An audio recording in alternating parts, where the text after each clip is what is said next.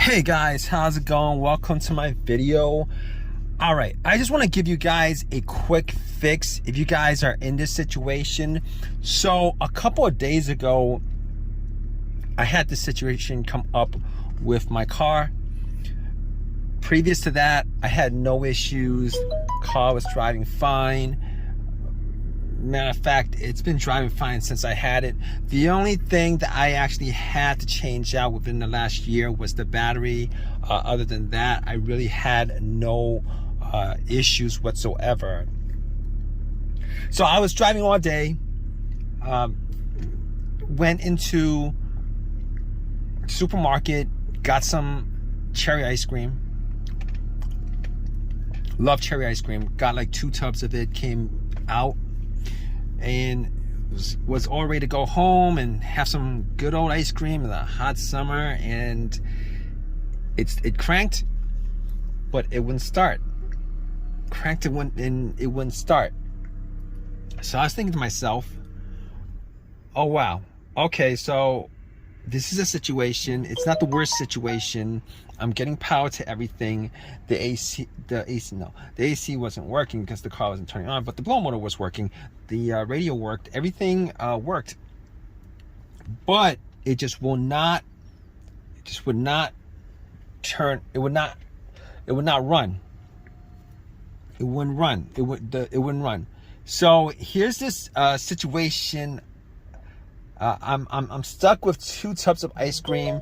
It's like 95 degrees out, and I didn't want to waste ice cream. So I'm like, all right, let me just do see if I could do a quick fix on this. Hopefully it was a quick fix. Maybe some weird thing. So I just kept on cranking it. Kept on cranking it like 6, 7, 8 times, hoping that it would start. It wouldn't start. So I was like, okay, so this might be more of a serious situation, because I was trying to get into neutral and all the other gears and try starting in neutral, and it didn't work. So I was thinking to myself, okay, hopefully it's not something too bad, because there's no check engine light on the dash. Okay, there's no check engine light on the dash. I was hoping it wasn't too bad. So and I specifically caught that there was no check engine light on the dash. Didn't see any kind of red check engine light on the dash. So I was like, okay, all right, let's get to the battery and see if there's any issue with the battery, because it was changed out 6 months ago. Normally batteries last for 4 years, and it shouldn't go out within 6 months, within a year. So I was thinking to myself, hopefully it's something that's kind of simple. Maybe there's a little corrosion on the terminals. Maybe it wasn't tightened. Maybe there was some play on the terminal. So I was like, okay, got to the battery, and everything looked good. The terminal looked good. It was tight. I wiggled it. It wouldn't wiggle. As far as I could tell, there was no corrosion on the terminals whatsoever. And I did also make sure to check the negative line that went to the frame, make sure it's connected, make sure it's no corrosion, etc. And I was like, okay. Now I couldn't be 100% sure that it wasn't the battery. All the cranks that I was hearing were strong cranks. Now normally if the battery's kind of weak, I would hear like a weak crank, but I cranked it up like 8 times, and every single time it seemed to be really strong.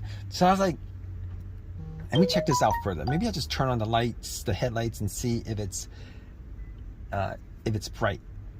And the headlights were bright. So I was like, here's the problem. All right, the battery seems to be good. Now, obviously at this point, I'm thinking 99% sure it's not the battery, like 99% sure it's not the battery. But I was thinking to myself, what if it could be the battery? You know, because I gotta get this ice cream home. What if it could be the battery? All right, because it's 90 degrees out and there's no AC. All the windows are down. Ice cream is melting. And I'm thinking to myself, all right, I do have a jumper pack. One of those no-codes that I got from Walmart. Like when I had that battery issue, about a year ago. So I hooked it up. It was 75% loaded. Turn on. Try to start the car. Same thing. Nothing. No. It was a crank. No start. Same strong crank. No start. So I at that point I ruled out the battery 100%. 100%. I ruled it out. So basically, I got back in my car, really hot, and I was thinking, I gotta throw out this ice cream. It's like, I'm like 15 minutes into this hot weather, and got ice cream. It's gonna be melted within like 40 minutes. That's what I was thinking. All right, it was pretty soft. So I was like, maybe I should eat this ice cream. Maybe I just eat some of it and then throw some of it. But I'm getting off track right now. But I was thinking to myself, maybe it's the crankshaft, maybe it's the camshaft, maybe it's the mass airflow sensor, maybe it's any of those things with a sensor in it. Maybe it could be all those things. And I record to myself. You know what? There was no check engine light. I remember looking at the dash. For whatever reason. I remember looking at the dash and I didn't record a check engine light because I would have noticed it. All right. And if any of those components, the mass airflow sensor, the crankshaft, the camshaft, the throttle position, if any of those sensors, any of those sensors had any issues whatsoever, for the most part, like 99% of the time, if any of those sensors has issues, there's a good chance 99% of the time that the check engine light will illuminate or at least blink. Now, I didn't have an OBD2 scanner on me to scan it all the way through, so I don't know that 100% for a fact, but I know that I could probably rule out most of those things. So at that point, I was like, I was sitting in my car. It was hot. I was thinking about calling AAA, and at that point, I was like, let me just eat some ice cream. I ate some ice cream. I filled my stomach up, trying to figure out what could be the cause of it. It could be a bunch of things, but I was going through the most obvious things that it could be. It could be, after ruling out the battery, after ruling out all the sensors, because there was no check engine light, I was thinking, here's what's left. All right, the fuel pump relay, the fuel filter. It's either not getting fuel or it's something electrical, like a blown fuse or blown relay. Now, my next step was I went and checked the fuses and the relays. Now, all the fuses look good. I didn't have a fuse tester on me, but I looked at the fuse box just to make sure nothing looked like it was brownish or burnt or any of that nature, and none of it looked burnt. I didn't smell any kind of burnt coming from it. So I was like, maybe it's the fuel pump. It could be the fuel pump. Maybe it's the fuel pump relay. One of those things may have gone out. So I was thinking, I got back in my car. I actually tried to start my car, trying to listen to see whether there's priming at the fuel pump. Now, funny enough, I was able to hear some buzzing when I turn the key to the on position. All right, the on position is the position before the crank. All right, it's before the crank. Turn it to the on position a couple of times. Turn it off, turn it to the on position. Turn it off, turn it to the on position a couple of times. And I was sitting in my car with my ice cream, melting ice cream. I had a plastic spoon. I was eating ice cream, and it was really good. And I was thinking to myself, all right, I could hear the fuel pump, like a whizzing motorized sound from the fuel pump. I could hear it. And at that point, I was able to rule out two things. I was able to rule out the relay. I was able to rule out the fuel pump. Now, I couldn't rule out the fuel filter. or the fuel injectors, any of that stuff. But there's like a 90% chance that the fuel pump worked, the fuel filter worked, and if there's anything that's causing issues with the fuel delivery into the engine, it would start up and it would die out. It would start up a little bit and would die out. So I was able to rule all those things out. The fuses. Now I didn't have any testers on me, so I wasn't 100% sure that it was any that it couldn't be any of those things. That wasn't like I would need to test it out to say it's 100% that any one of those components could be causing the crank no start issue. So I was sitting back and eating ice cream. I got to like half a tub left, and I was like, I'm gonna have to throw this out. Probably should call AAA. And then I had like a little bit of an epiphany. I was thinking to myself, you know what? I had this issue maybe 5 years 5 years ago on another vehicle. Ran through a lot of the tests, but had it towed, and funny thing is, it turned out to be nothing more. I spent money on towing at that point, and it turned out that it was something that was pretty simple. It was something as simple as the key fob, or the key fob itself not being picked up or recognized by the car's computer, or it was the key fob battery.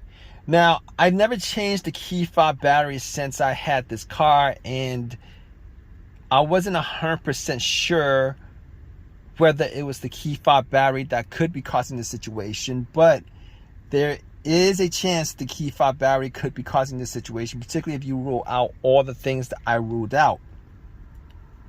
So at that point, I was thinking to myself, you know what? I'm gonna take the key fob battery out, because I can't tell 100% whether that's causing the issue. But I went back into the supermarket. All right, I took the battery out of the key fob itself, the remote, got a battery, popped it in, and I was crossing my fingers that it was something as simple as that, because I had no issues with the vehicle previous to that except for changing out the battery. And guess what, guys? Once I got in and tried to start it, it cranked up. It cranked up immediately. It's cranked up ever since. I've had no issues whatsoever since. It's as simple as that. So a lot of times,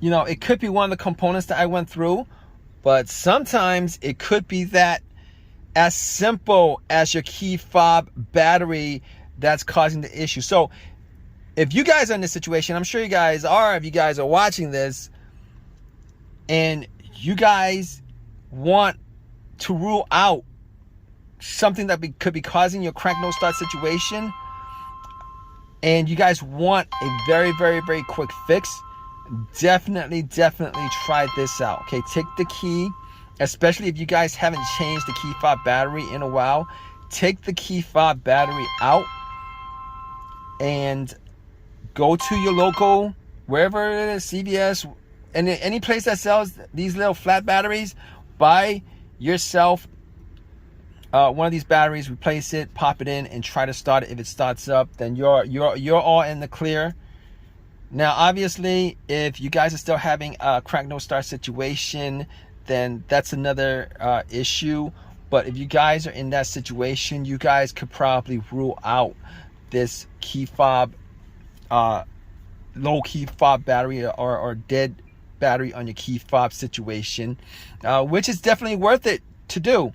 Because if you guys are in this situation where you guys are trying to troubleshoot issues, etc., this is probably one of the things that get to a lot of people, or get to most people, because when they come across this issue, they think that it's probably a component in the car that's causing it, and they won't actually go to other scenarios that might be causing it that has really nothing to do with the electrical or mechanical working of the car, but instead it's probably related to something that they wouldn't normally think or would be causing an issue like that. But anyway, I hope you guys have I hope this helps you guys out, if you guys are in this situation, and I hope you guys have this fixed. It's as simple as this.